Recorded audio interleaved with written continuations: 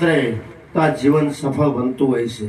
માટે જ કહેવાયું છે કે સમજણ વગરનું જીવવું જીવો વર્ષ હજાર, સમજીને જીવો એક ઘડી તો સમજે બેડો પાર। કઈ સમજણ કહેવાની કે આ દેહની અંદર અસીમ તત્વ એ દિવ્યતા રમી રહી છે। એ કોણ હશે, કેવી હશે? જરા એ વિચાર કરો કે ઓહમ સોમણના તાર જ બાંધ્યા એનો વગાડનારો ન્યારો। આ શ્વાસ ઉશ્વાસથી પાર વિશ્વાસ રહેલો છે।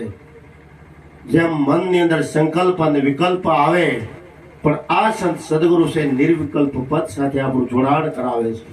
નિર્વિકલ્પ પદ એટલે પરમાત્મા। એટલા માટે કહેવાયું છે કે વિશ્વ આત્મા અખંડ સ્વરૂપ ક્યાસા તાણે ન કરો ભાઈ જ્ઞાની પુરુષની સમદ્રષ્ટિ। કે જેને જેમ છે તેમ આત્મજ્ઞાન પ્રાપ્ત થાય, એનો વાદ વિવાદ મટી જાય, ખ્યાસ્તાણ મટી જાય।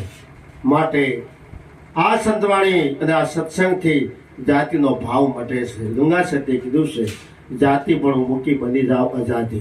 આ દેહની જાતિ હોય, પણ આ દેહની અંદર જે તત્વો વિલસુરો છે એની કોઈ જાતિ હોતી નથી। માટે જાતિના ભાવમાં જીવનારા તો ખરાબ હોય છે, પણ કોક સંત વિરલા અજાતિમાં જીવન પસાર કરનારામાં હોય છે। આજે બનીને ફરનારા અને બનીને જે મારા પરનો દાવો કરનારા ઘણા પુરુષોમાં હોય છે, પણ હું પણ ઓગાળી અને મટીને કોક વિરલા આ ભારતની ભૂમિમાં એ ક્રાંતિ કરી જાય છે। માટે જરા વિચાર કરો કે આ સંતોની ભૂમિ છે। આજ જરા પૂર્ણ પુરુષોત્તમ કૃષ્ણ કહો તોય ભલે, મર્યાદા પુરુષોત્તમ રામ કહો તોય ભલે, પણ એ ભારતમાં ક્રાંતિ કરી હોય તો જેણે સંતનું સાનિધ્ય સ્વીકાર્યું હતું। માટે આપણે એમ થાય કે ઉંમર વધે અને વ્યવહારિક કાર્યો થાય, પછી સેવાનું કાર્ય કરીને પછી ભજન કરીએ, પણ આવેલો શ્વાસો ફરી આવે કે ન આવે એની કોઈ ગેરંટી નથી।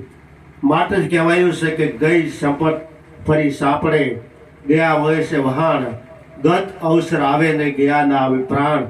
ગયેલો સમય અને ગયેલા પ્રાણ ક્યારેય પાછા આવતા નથી। માટે આમાં હાલતું ચાલતું જગમ તીર આ પ્રાણ તત્વ વિલસી રહ્યું છે। શેના આધારે વિલસી રહ્યું છે? પ્રાણનાથના આધારે વિલસી રહ્યું છે।